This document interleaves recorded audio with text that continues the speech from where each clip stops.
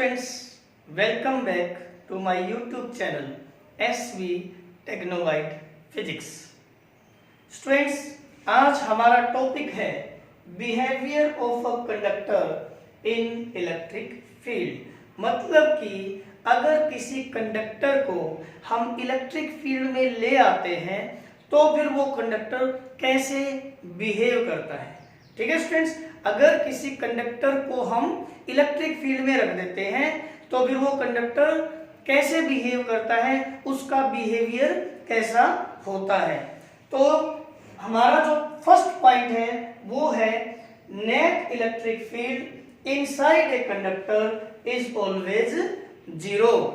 कि जो कंडक्टर है उसके अंदर इलेक्ट्रिक फील्ड हमेशा कितना मिलेगा, जीरो मिलेगा। Electric field inside a conductor is always zero. कि जो हमारा कंडक्टर है उसमें अगर हम net electric field find out करते हैं तो कितना मिलेगा, जीरो मिलेगा। कैसे मिलेगा स्टूडेंट्स, वो देखिए। मान लिया जाए यहां हमारे पास है ये इलेक्ट्रिक फील्ड लाइंस। ये जो है इलेक्ट्रिक फील्ड लाइंस मैं दिखा रहा हूं, इलेक्ट्रिक फील्ड लाइंस ई नोट, यानी कि यहां इस रीजन में हमने एक्सटर्नल इलेक्ट्रिक फील्ड अप्लाई किया है। अब इलेक्ट्रिक लाइंस की ये डायरेक्शन है, आपको पता है इलेक्ट्रिक लाइंस पॉजिटिव चार्ज से और नेगेटिव चार्ज की तरफ जा रही होती हैं, इसलिए इधर कौन सा चार्ज रहा होगा, पॉजिटिव चार्ज रहा होगा, और इधर कौन सा चार्ज रहा होगा, नेगेटिव चार्ज। ठीक है स्टूडेंट्स, अब इस इलेक्ट्रिक फील्ड में हम किसे रखेंगे, किसी कंडक्टर को, और फिर हम ये देखेंगे कि उस कंडक्टर में इलेक्ट्रिक फील्ड जीरो कैसे होगा। तो इस बीच में हम क्या रख रहे हैं, एक कंडक्टर। तो ये हमने एक कंडक्टर रख दिया है इलेक्ट्रिक फील्ड में, ये एक कंडक्टर हमने इलेक्ट्रिक फील्ड में रख दिया है स्टूडेंट्स। ठीक है, अब आपको पता है एक जो कंडक्टर होता है उसमें बहुत ज्यादा enormous amount of free electrons होते हैं। इलेक्ट्रॉन्स बहुत ज्यादा अमाउंट में होते हैं और वो फ्री है, और फ्री है तो वो मूव भी कर सकते हैं। ठीक है स्टूडेंट्स, इसके अंदर जो इलेक्ट्रॉन्स हैं वो due to this positive charge इधर फोर्स ऑफ अट्रैक्शन महसूस करते हैं। मान लिया जाए स्टूडेंट्स ये जो फेस है उसको हमने लिखा 1 और ये जो फेस है इसको हमने लिखा 2। तो जो इलेक्ट्रॉन्स होंगे वो, क्योंकि इधर पॉजिटिव चार्ज होगा तो फिर इलेक्ट्रॉन्स फोर्स महसूस करेंगे इस डायरेक्शन में, और इस कारण वो इस तरफ मूव करेंगे, तो इस फेस पे नेगेटिव चार्ज आना स्टार्ट हो जाएगा। अब क्योंकि इलेक्ट्रॉन्स फेस 2 से और फेस 1 की तरफ आ रहे हैं तो इधर इलेक्ट्रॉन्स की कमी हो जाएगी, तो इधर इक्वल पॉजिटिव चार्ज आना स्टार्ट हो जाएगा। ठीक है स्टूडेंट्स, तो क्योंकि इधर पॉजिटिव चार्ज आ गया है, इधर नेगेटिव चार्ज आ गया है, तो कंडक्टर के अंदर भी इलेक्ट्रिक फील्ड इंड्यूस हो जाता है, क्योंकि इलेक्ट्रिक फील्ड पॉजिटिव चार्ज से नेगेटिव चार्ज की तरफ होता है, तो इसके अंदर भी इलेक्ट्रिक फील्ड पॉजिटिव से नेगेटिव की तरफ इंड्यूस हो जाएगा, और ये जो इलेक्ट्रिक फील्ड होगा इसको हम नाम देंगे EI, यानी कि इंड्यूस्ड इलेक्ट्रिक फील्ड। ठीक है स्टूडेंट्स, तो अगर हम कंडक्टर के अंदर नेट इलेक्ट्रिक फील्ड पता करें कि कितना है, तो हम कहेंगे नेट इलेक्ट्रिक फील्ड यहां जो बचेगा स्टूडेंट्स, हमने एक्सटर्नल फील्ड अप्लाई कर रखा है इस डायरेक्शन में, जो कि कितना है E नॉट,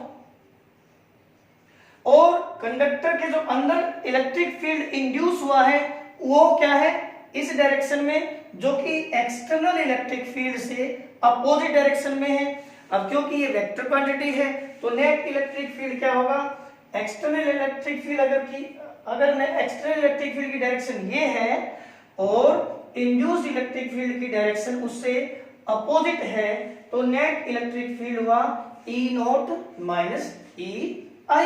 ये क्या है, ये क्या है, net electric field inside the conductor. ठीक है स्टूडेंट्स। अब जो ये मूवमेंट ऑफ इलेक्ट्रॉन्स है स्टूडेंट्स, ये तब तक होता रहता है जब तक कि induced electric field external electric field के इक्वल नहीं हो जाता। मतलब कि जो कंडक्टर के अंदर इलेक्ट्रिक फील्ड इंड्यूस हुआ है वो एक्सटर्नल इलेक्ट्रिक फील्ड के बराबर ही होता है। तो अगर ये दोनों बराबर हैं तो नेट इलेक्ट्रिक फील्ड कितना बचेगा? 0 बचेगा। Therefore net electric field inside the conductor is 0। ठीक है स्टूडेंट्स, एक बार फिर से देखिए, जैसे ही हम किसी कंडक्टर को इलेक्ट्रिक फील्ड में रखते हैं तो इलेक्ट्रॉन्स इलेक्ट्रिक लाइन से अपोजिट डायरेक्शन में मूव करते हैं, क्योंकि हमारा जो एक्सटर्नल इलेक्ट्रिक फील्ड है उसकी ये डायरेक्शन है। तो इलेक्ट्रॉन्स जो हैं इलेक्ट्रिक लाइन से अपोजिट डायरेक्शन में आएंगे, इसलिए फेस 1 पे इधर आ जाएंगे। ठीक है, और क्योंकि इलेक्ट्रॉन्स इधर मूव करेंगे तो फेस 2 पे पॉजिटिव चार्ज आ जाएगा। इसके कारण यहां इस कंडक्टर के अंदर भी इलेक्ट्रिक फील्ड इंड्यूस हो जाता है, जिसको हम बोलते हैं इंड्यूस्ड इलेक्ट्रिक फील्ड। उसकी जो डायरेक्शन है, क्योंकि इलेक्ट्रिक लाइंस की डायरेक्शन होती है पॉजिटिव चार्ज से नेगेटिव चार्ज, तो इसके अंदर जो पॉजिटिव चार्ज है फेस 2 पे और नेगेटिव चार्ज है फेस 1 पे, तो जो इंड्यूस्ड इलेक्ट्रिक फील्ड की डायरेक्शन होगी वो ये होगी, यानी कि पॉजिटिव से नेगेटिव, जो कि एक्सटर्नल इलेक्ट्रिक फील्ड से अपोजिट है। तो ऐसे में जो नेट इलेक्ट्रिक फील्ड इस कंडक्टर में रहेगा वो कितना रहेगा?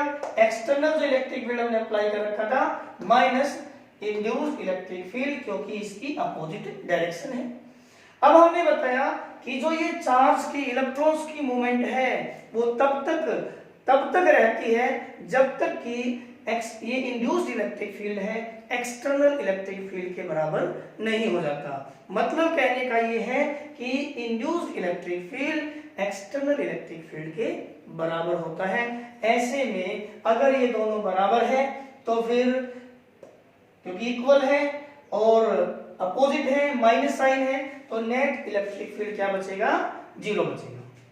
ठीक है स्टूडेंट्स, अब जो दूसरा हमारा पॉइंट है वो है कि इलेक्ट्रिक फील्ड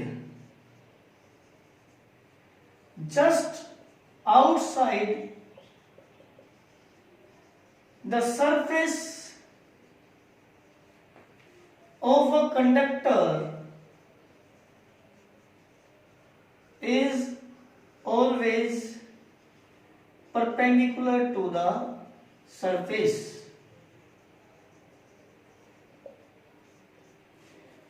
देखिए हम यहां क्या बता रहे हैं, देखिए स्टूडेंट्स, हमने जो पॉइंट बताया है कि electric field just outside the surface of a conductor is always perpendicular to the surface. कि स्टूडेंट्स मान लिया जाए ये हमारे पास कोई कंडक्टर है, ठीक है, तो जो इलेक्ट्रिक फील्ड इस कंडक्टर से निकल रही है तो क्या इसके अंदर की तरफ आ रही है, वो जो इलेक्ट्रिक फील्ड है वो हमेशा इस just outside the surface perpendicular मिलेगी। फिर से सुन लीजिए कि अगर हमारे पास ये कोई कंडक्टर है तो इलेक्ट्रिक लाइंस जो हैं वो जस्ट आउटसाइड द सरफेस हमेशा क्या मिलेगी? नॉर्मल मिलेगी, परपेंडिकुलर मिलेगी।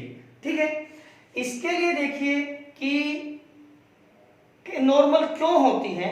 हम एक बार ये मान लेते हैं कि इलेक्ट्रिक फील्ड नॉर्मल नहीं है, इलेक्ट्रिक फील्ड जो है इस सरफेस के नॉर्मल नहीं है और इलेक्ट्रिक फील्ड लाइंस यूं हैं और इस सरफेस के साथ कुछ एंगल बनाती है, मतलब नॉर्मल ना होके ऐसे जा रही है इलेक्ट्रिक लाइंस। देखिए स्टूडेंट्स मैं फिर बता रहा हूं, हमारा जो ये टॉपिक है वो क्या बता रहा है कि electric field just outside the surface of a conductor. ये कोई कंडक्टर है, इसके जस्ट आउटसाइड इलेक्ट्रिक लाइंस क्या है? नॉर्मल है, परपेंडिकुलर है। ठीक है, ये हम प्रूव कर रहे हैं यहाँ पे। उसके लिए हमने ये मान लिया कि एक बार मान लो कि इलेक्ट्रिक लाइंस नॉर्मल नहीं है, ठीक है, और ये यहां ये है, मान लिया जाए यहाँ पे टेंजेंट, ठीक है, टेंजेंट है, तो ये एंगल मान लिया जाए है थीटा। ठीक है, तो इलेक्ट्रिक लाइंस की जो डायरेक्शन है ये टेंजेंट के साथ कितना एंगल बना रही है, थीटा। तो इलेक्ट्रिक लाइंस का जो कंपोनेंट इधर होगा वो कितना होगा, ई कोस थीटा, और जो कंपोनेंट इसके परपेंडिकुलर होगा वो कितना होगा, ई साइन थीटा। ठीक है स्टूडेंट्स, हमने क्या मान लिया कि मान लो इलेक्ट्रिक लाइंस नॉर्मली नहीं है और इलेक्ट्रिक लाइंस इस डायरेक्शन में है जो कि टेंजेंट के साथ थीटा एंगल बना रही है। तो जो टेंजेंट के अलोंग इलेक्ट्रिक फील्ड होगा वो कितना होगा, टेंजेंट के अलोंग, क्योंकि अगर ये एंगल थीटा बनता है तो electric lines along the tangents electric field की कितनी वैल्यू मिलेगी, ई कोस थीटा, और दूसरा जो कंपोनेंट है परपेंडिकुलर कंपोनेंट वो कितना होगा, ई साइन थीटा। ठीक है स्टूडेंट्स, ओके। अब बात ये है कि अगर इस डायरेक्शन में इलेक्ट्रिक फील्ड है ई कोस थीटा, इस डायरेक्शन में इलेक्ट्रिक फील्ड है, ये स्टूडेंट्स मान लिया जाए ये सरफेस है इसका और इस पे चार्ज है। क्या आपको पता है कोई भी क्यू चार्ज, कोई भी चार्ज है क्यू, अगर वो इलेक्ट्रिक फील्ड में आता है तो इलेक्ट्रिक फील्ड में आने पे उस चार्ज पे फोर्स लगता है क्यू इंटू ई। तो अगर किसी भी इलेक्ट्रिक फील्ड में कोई चार्ज है क्यू, इलेक्ट्रिक फील्ड में है तो उस पे फोर्स लगता है क्यू ही। ठीक है, और फोर्स के कारण वो मूव करता है और मूव करेगा तो करंट होगा। फिर से सुन लीजिए क्या बता रहा हूं आपको कि अगर कोई भी चार्ज है क्यू, वो इलेक्ट्रिक फील्ड में है तो इलेक्ट्रिक फील्ड में वो एक फोर्स महसूस करता है। कितना फोर्स महसूस करता है, क्यू ही।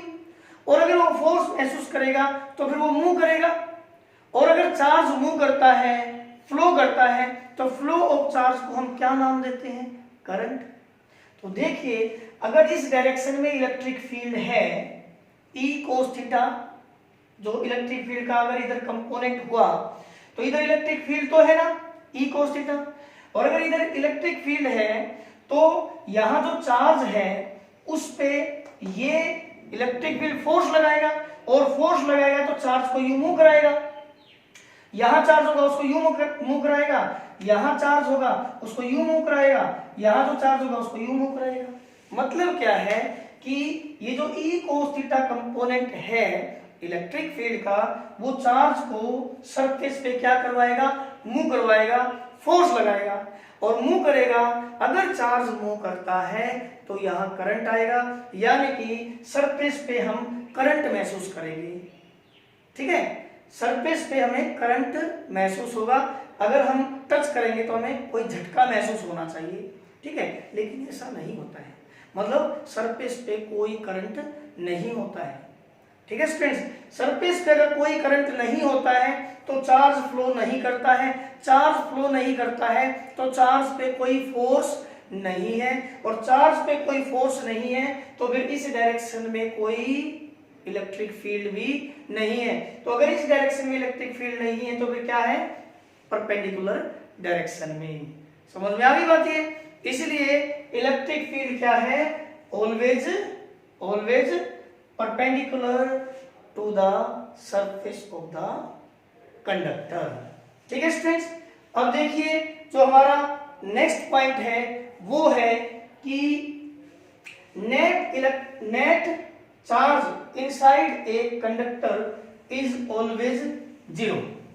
देखिए थर्ड जो हमारा पॉइंट है, net charge inside a conductor is always zero।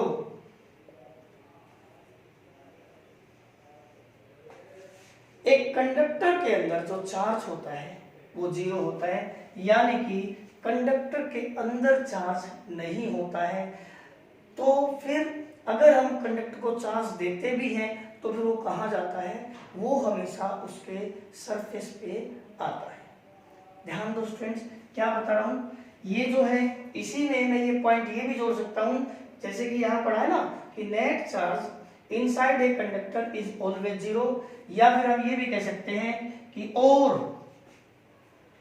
Charge given to अ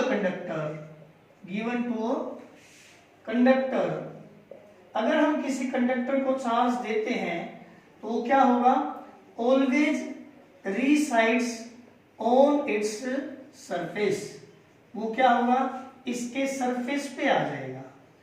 क्योंकि जो मैंने ऊपर पॉइंट लिखा है, ऊपर जो पॉइंट लिखा है ये वाला कि net charge inside a conductor is always zero, कि कंडक्टर के अंदर चार्ज जीरो होता है। तो अगर हम चार्ज देंगे, अगर हम किसी कंडक्टर को चार्ज देंगे तो अगर अंदर चार्ज जीरो है, यानी कि चार्ज अंदर नहीं रहेगा, तो फिर कहां रहेगा, फिर तो बाहर रहना पड़ेगा। ठीक है फ्रेंड्स, कि जैसे मान लिया जाए मेरे पास ये कोई कंडक्टर है और मैं इसको चार्ज देता हूं, कोई भी क्यों चार्ज देता हूं, चार्ज दे दिया, ठीक है। तो अब मैं ये कह रहा हूं, क्योंकि मुझे ये प्रूव ही करना है कि net charge inside a conductor is always zero, कि अंदर तो चार्ज जीरो है। तो मैंने मान लिया 10 कूलम चार्ज दिया है इस कंडक्टर को, ठीक है, 10 कूलम चार्ज दिया है इस कंडक्टर को, तो अंदर तो चार्ज है ही नहीं, तो फिर वो चार्ज सारा का सारा फिर कहां होगा, फिर तो सरफेस पे होगा, बाहर होगा, है ना। तो मैंने ये दो पॉइंट्स एक साथ लिख दिए हैं, एक तो ये कि net charge inside a conductor is always zero, कि किसी भी कंडक्टर के अंदर चार्ज जीरो होता है, या यूं कह लो कि कंडक्टर के अंदर चार्ज नहीं होता है। तो फिर दूसरा पॉइंट क्या है, क्योंकि अंदर चार्ज नहीं होता तो फिर वो कहां होगा, वो सरफेस पे लाई करेगा। ठीक है, तो हमने बताया कि net charge inside a conductor is always zero और charge given to a conductor always resides on its surface. तो देखिए इसको भी हम प्रूव करते हैं स्टूडेंट्स, ऐसा कैसे होता है। देखो स्टूडेंट्स, मान लीजिए कि भाई हम मान भी लेते हैं कि इसके अंदर चार्ज है, इसके अंदर चार्ज है, ठीक है। तो चार्ज है तो इलेक्ट्रिक फील्ड भी होगा, लेकिन हम तो कह रहे हैं कि इसके अंदर इलेक्ट्रिक फील्ड क्या है, जीरो है। देखो स्टूडेंट्स, हमने गॉस थ्योरम पढ़ी है। गॉस थ्योरम क्या कहती है कि किसी भी सरफेस का जो टोटल इलेक्ट्रिक फ्लक्स है, जिसको आप E डॉट ds कहते हैं, वो कितना मिलेगा, Q बाई एप्सिलॉन नॉट। ठीक है, टोटल इलेक्ट्रिक फ्लक्स, और इलेक्ट्रिक फ्लक्स क्या था, इलेक्ट्रिक फ्लक्स था किसी भी सरफेस को जो टोटल इलेक्ट्रिक लाइंस क्रॉस करती है। ठीक है, हम क्या कहते हैं, हमारा पहला पॉइंट है क्या, कि अंदर तो इलेक्ट्रिक फील्ड ही जीरो होता है। अगर इलेक्ट्रिक फील्ड ही जीरो है, किसी भी कंडक्टर के अंदर इलेक्ट्रिक फील्ड क्या है, जीरो है। अगर अंदर इलेक्ट्रिक फील्ड ही जीरो है तो फिर इलेक्ट्रिक फ्लक्स यानी कि ये जीरो है।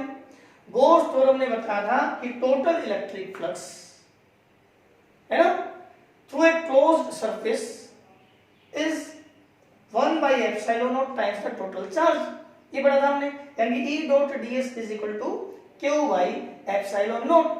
अब क्योंकि हमने पढ़ा है जो फर्स्ट प्रॉपर्टी थी कि भाई net electric field inside a conductor is zero, भाई किसी भी कंडक्टर के अंदर तो इलेक्ट्रिक फील्ड ही नहीं होता है, इलेक्ट्रिक फील्ड नहीं होता है, तो फिर जो इलेक्ट्रिक फ्लक्स है, ठीक है, वो कितना आएगा, जीरो आएगा। तो ये किसके बराबर हुआ, Q बाई एप्सिलॉन नॉट के बराबर हुआ। इट इंप्लाइज Q किसके बराबर होगा, किसके बराबर होगा, दूसरी साइड जाएगी मल्टीप्लाई जीरो से तो जीरो, यानी कि इसके अंदर जो इलेक्ट्रिक फील्ड होगा वो कितना होगा, जीरो होगा। अब अगर अंदर इलेक्ट्रिक फील्ड नहीं है, अंदर चार्ज नहीं है, सॉरी, अगर इसके अंदर चार्ज नहीं है और हम इसको चार्ज दे रहे हैं, जैसा कि मैंने कहा 10 कूलम चार्ज, तो अगर मैंने इसको 10 कूलम चार्ज दिया है, वो अंदर तो है ही नहीं, तो फिर वो कहां होगा, वो सारा का सारा चार्ज है वो सरफेस पे लाई करेगा। इसलिए net charge inside a conductor is always zero. ठीक है स्टूडेंट्स, और charge given to a conductor always resides on its surface. ठीक है, अब हम इसकी जो है नेक्स्ट प्रॉपर्टी और पढ़ रहे हैं। देखिए स्टूडेंट्स, हमारा जो नेक्स्ट पॉइंट है वो है electric field at the surface of a conductor is sigma by epsilon naught। Surface पे, यानी कि अगर ये सरफेस है, यहां कोई पॉइंट ए हो, यहां कोई पॉइंट बी हो, या कोई पॉइंट सी हो, डी हो, यहां, यानी कि सरफेस के ऊपर अगर हमारे पास कोई पॉइंट है तो यहां पे इलेक्ट्रिक फील्ड कितना मिलेगा, सिग्मा बाई एप्सिलॉन नॉट। हम इसको भी प्रूव कर सकते हैं। प्रूफ कैसे, कि भाई हमने मान लिया ये जो कंडक्टर है ये इरेगुलर शेप का है, आपको दिख रहा है बिल्कुल क्लियर, ठीक है। इस पे जो सरफेस चार्ज डेंसिटी है, मान लिया हमने इसके ऊपर ये कोई छोटा सा एरिया मान लिया ds, ठीक है, ये कोई ds सरफेस है, ds, ठीक है। तो सिग्मा क्या है, सरफेस चार्ज डेंसिटी कहां पे भाई, on the surface, on the surface ds। जो आपने ds सरफेस माना है, ये इस पे जो चार्ज की डेंसिटी है वो कितनी है, सिग्मा है स्टूडेंट्स। आपको पता होगा सिग्मा यानी कि सरफेस चार्ज डेंसिटी क्या होती है, चार्ज पर यूनिट एरिया, ठीक है। ओके, अब हमें क्या पता करना है कि यहां कोई पॉइंट है, उस पे इलेक्ट्रिक फील्ड कितना है, ठीक है। प्रूव करना है हमें वो कितना होना चाहिए, सिग्मा बाई एप्सिलॉन नॉट। इस सरफेस के ऊपर अगर कोई पॉइंट है तो इलेक्ट्रिक फील्ड कितना मिलना चाहिए, सिग्मा बाई एप्सिलॉन नॉट। इसके लिए हमने क्या किया स्टूडेंट्स, एक गॉसियन सिलेंडर इमेजिन किया। ये है कोई गॉसियन सिलेंडर जो कि हाफ तो है इनसाइड और हाफ है, ये तो हाफ आउटसाइड दिखा दिया मैंने, ऐसे ही हाफ किधर है, इनसाइड है। गॉसियन सिलेंडर हाफ इनसाइड है, तो इसके यहां पे ये एक सर्कुलर एंड है, ये एक सर्कुलर एंड है, ठीक है। और ये क्या है, कर्व्ड सरफेस एरिया, यानी कि जो सिलेंडर होता है स्टूडेंट्स, उसके आप देख सकते हो ये वाला क्या है, फ्लैट सरफेस एरिया, ठीक है, ये इधर भी, और ये क्या है, कर्व्ड सरफेस एरिया। तो अगर हम यहाँ पे देखो, क्योंकि ये ds सरफेस है, ये भी ds है और ये भी ds है, ठीक है स्टूडेंट्स। ये इनसाइड है सर्कुलर एंड, ये आउटसाइड सर्कुलर एंड है, ठीक है। तो अगर हम यहाँ पे इलेक्ट्रिक फ्लक्स निकालते हैं, ये जो आपने एक इमेजिनरी गॉसियन सिलेंडर माना है, उसका अगर हम इलेक्ट्रिक फ्लक्स निकालते हैं तो according to Gauss theorem, Gauss theorem हमें क्या बताती है स्टूडेंट्स, गॉस थ्योरम कहती है कि जो टोटल इलेक्ट्रिक फ्लक्स होता है किसी भी सरफेस का, वो कितना होता है, Q बाई एप्सिलॉन नॉट, ठीक है स्टूडेंट्स। तो बात करते हैं पहले इस एंड की, क्योंकि students inside the conductor electric field 0 है, और अगर इलेक्ट्रिक फील्ड ही नहीं है तो फिर इलेक्ट्रिक लाइंस इसको क्रॉस ही कहां से करेंगी। और इलेक्ट्रिक फ्लक्स से हमारा क्या मतलब होता है, total number of electric lines crossing any surface. तो इलेक्ट्रिक लाइंस होंगी तो ही तो इसको क्रॉस करेंगी स्टूडेंट्स। अब क्योंकि अंदर इलेक्ट्रिक फील्ड ही नहीं है, इलेक्ट्रिक लाइंस ही नहीं है, तो इस सरफेस को क्रॉस ही कैसे करेंगी, यानी कि जो सर्कुलर एंड इसके इनसाइड है उसके कारण तो कोई इलेक्ट्रिक फ्लक्स नहीं होगा। yes, electric flux due to this circular end which is inside the conductor is 0। इसके कारण कोई इलेक्ट्रिक फ्लक्स नहीं है क्योंकि ये तो अंदर है, ठीक है स्टूडेंट्स। दूसरी बात, ये है कर्व्ड सरफेसेस, ठीक है, और एक ये वाला सरफेस है जो कि सर्कुलर एंड है आउटसाइड। हमने जो लास्ट प्रॉपर्टी पढ़ी थी कि electric field just outside, electric field lines just outside the surface क्या है, परपेंडिकुलर है। तो अगर आउटसाइड इलेक्ट्रिक लाइंस जो हैं वो परपेंडिकुलर हैं, तो ये जो सर्कुलर एंड है स्टूडेंट्स, इसको इलेक्ट्रिक लाइंस यू क्रॉस करके बाहर जाएंगी, क्योंकि जो हमने प्रॉपर्टी पढ़ी थी लास्ट प्रॉपर्टी जिसमें हमने ये बताया था कि इलेक्ट्रिक लाइंस, जो सेकंड प्रॉपर्टी पढ़ी थी ना, सेकंड प्रॉपर्टी कि electric lines just outside the surface of a conductor is always perpendicular to the surface. तो आउटसाइड परपेंडिकुलर है तो इलेक्ट्रिक लाइंस यूं जाएंगी, तो इस सरफेस को वो क्रॉस करेंगी। लेकिन क्या जो कर्व्ड सरफेस है इसको क्रॉस करेंगी? नहीं करेंगी, क्योंकि कर्व्ड सरफेस तो है भाई उसके पैरेलल हो गया। तो सिर्फ कौन से सरफेस को करेंगी? इस सर्कुलर एंड को ही इलेक्ट्रिक लाइंस क्रॉस करेंगी। ये जो सरफेस है कितना है इसका सरफेस एरिया? ds। ठीक है, अगर हम इस पे नॉर्मल ड्रॉ करते हैं तो नॉर्मल भी इस डायरेक्शन में ही है। ठीक है स्टूडेंट्स, तो E डॉट ds से हमारा क्या मतलब होता था? E ds cos theta. यहाँ पे इलेक्ट्रिक लाइंस की डायरेक्शन और नॉर्मल के बीच एंगल क्या बनना है? 0, तो cos 0 हो गया। मैं एक बार फिर से बता दूं, हमें क्या निकालना था कि यहाँ सरफेस के ऊपर, इस सरफेस के ऊपर कोई भी पॉइंट हो, इलेक्ट्रिक फील्ड कितना मिलेगा? सिग्मा बाई एप्सिलॉन नॉट, इतना मिलेगा। ठीक है, इसको प्रूव करने के लिए हमने एक छोटा सा सरफेस माना है जो इस कंडक्टर के सरफेस पे है। हमने क्या किया, ये जो छोटा सा सरफेस है इतने ही क्रॉस सेक्शनल एरिया का एक सिलेंडर इमेजिन किया है जो कि हाफ इनसाइड है और हाफ आउटसाइड है। जो सर्कुलर एंड कंडक्टर के अंदर है उसके कारण तो इलेक्ट्रिक फ्लक्स 0 है, क्योंकि यहाँ कोई इलेक्ट्रिक फील्ड ही नहीं है, तो इलेक्ट्रिक लाइंस इस सरफेस को तो क्रॉस करने का मतलब ही नहीं, तो इसका तो इलेक्ट्रिक फ्लक्स ही नहीं है। ठीक है, बचे दो सरफेस, एक ये कर्व्ड सरफेस और एक ये सर्कुलर एंड जो बाहर है। जो कर्व्ड सरफेस है उसके तो पैरेलल इलेक्ट्रिक लाइंस जाएंगी आउटसाइड। ठीक है, और ये जो सर्कुलर एंड हमारा बाहर है इसके वही नॉर्मल के साथ क्या एंगल बनेगा? 0 बनेगा।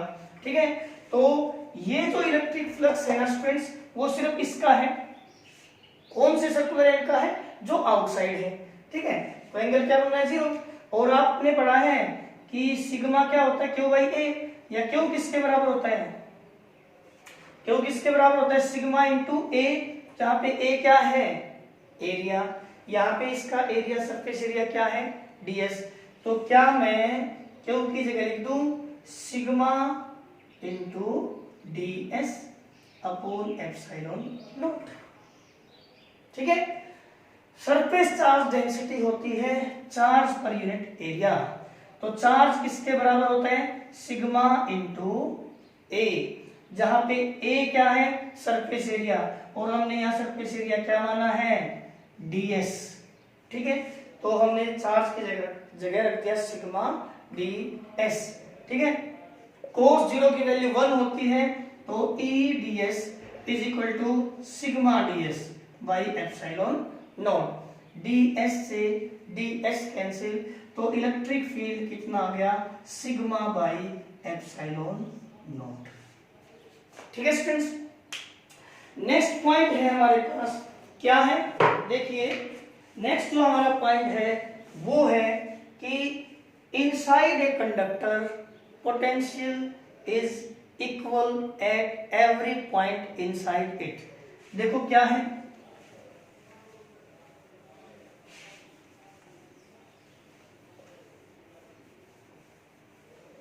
स्टूडेंट्स हमारे पास ये कोई कंडक्टर है जिसके अंदर इलेक्ट्रिक फील्ड आप कहते हो 0 है। ठीक है, अब हमारा जो टॉपिक है वो ये कहता है कि ये कोई पॉइंट है A, ये कोई पॉइंट है B और ये कोई पॉइंट है C। तो ये कहता है अगला पॉइंट कि जितना पोटेंशियल A पे होगा, मान लो वो VA है, उतना ही पोटेंशियल B पे भी होगा, मान लिया वो VB है, और उतना ही पोटेंशियल C पे भी होगा, मान लिया वो VC है। मतलब कंडक्टर के अंदर कोई भी पॉइंट हो, पोटेंशियल क्या मिलेगा? हर पॉइंट पे इक्वल मिलेगा। देखो कैसे भी स्टूडेंट्स, क्या है हमारा एक पॉइंट, मान लो फिक्स पॉइंट है। क्या पॉइंट है कि electric potential at every point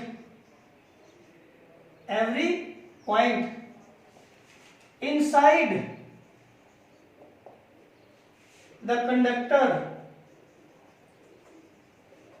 ध्यान दें ये इनसाइड द कंडक्टर है, अंदर, इज सेम या इज इक्वल, हर पॉइंट पे जो पोटेंशियल है वो क्या है, इक्वल है। ठीक है, इसके लिए मैं आपको कुछ पीछे की जो एक हमारी रिलेशन थी वो बता रहा हूं, relation between electric field and potential gradient. और वो रिलेशन था कि electric field is equal to negative of potential gradient, यानी कि मैग्नीट्यूड की बात करें तो भी मतलब क्या था, अगर हम इसको भी हटाएं तो इलेक्ट्रिक फील्ड, अगर हम मैग्नीट्यूड लें तो इलेक्ट्रिक फील्ड क्या था, dV बाई डी आर। क्या है कि मान लिया जाए यहां जो पोटेंशियल है और यहां जो पोटेंशियल है उसमें जो डिफरेंस है स्टूडेंट्स वो है dV। ठीक है, यानी कि VA माइनस VC, VA मतलब पोटेंशियल एट ए, VC मतलब पोटेंशियल एट सी, और दोनों के पोटेंशियल में जो डिफरेंस है उसको हम क्या करें, dV। यानी कि जब आप एक पॉइंट से दूसरे पॉइंट तक जाते हो तो जो पोटेंशियल में डिफरेंस है वो कितना है, dV, और इनके बीच जो डिस्टेंस है स्टूडेंट्स वो मान लिया है dr। ठीक है, तो सुनिए, पॉइंट A और पॉइंट B के बीच में कितने डिस्टेंस है, dr। ठीक है, और dr डिस्टेंस में पोटेंशियल में कितना डिफरेंस है, dV। यानी कि जब आप यहां से और यहां जाते हो तो dr डिस्टेंस कवर करते हो और कितना पोटेंशियल चेंज हो जाता है, dV पोटेंशियल चेंज हो जाता है, यही है ना। अब क्या है कि हमने पढ़ा है कि इनसाइड द कंडक्टर तो इलेक्ट्रिक फील्ड जीरो होता है। ठीक है स्टूडेंट्स, यानी कि जो इलेक्ट्रिक फील्ड है वो कितना है, जीरो। तो dV बाई dr क्या है, जीरो। dV बाई dr से क्या मतलब है कि जब आप A से C तक जाते हो, A से C तक जाते हो यानी कि dr डिस्टेंस जाते हो तो जो पोटेंशियल में चेंज है dV वो कितना है, जीरो।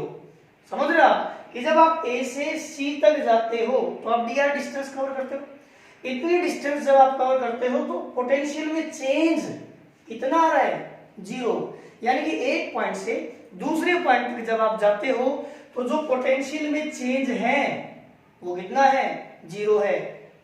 चेंज जीरो का मतलब क्या है कि कोई चेंज नहीं है, इसका मतलब पोटेंशियल क्या है, सेम है, कांस्टेंट है। ये क्या है, change in potential with distance, कि जब आप एक पॉइंट से और दूसरे पॉइंट पे जाते हो तो जो पोटेंशियल में चेंज आता है वो कितना आता है, जीरो आता है। तो पोटेंशियल में चेंज जीरो का क्या मतलब है कि पोटेंशियल में चेंज नहीं आ रहा है। ठीक है स्टूडेंट्स, तो पोटेंशियल क्या है, कांस्टेंट है। क्लियर है स्टूडेंट्स, ओके। इसके अलावा हमारे पास एक पॉइंट और भी है, और वो पॉइंट क्या है कि जो सरफेस चार्ज डेंसिटी है, surface charge density on the surface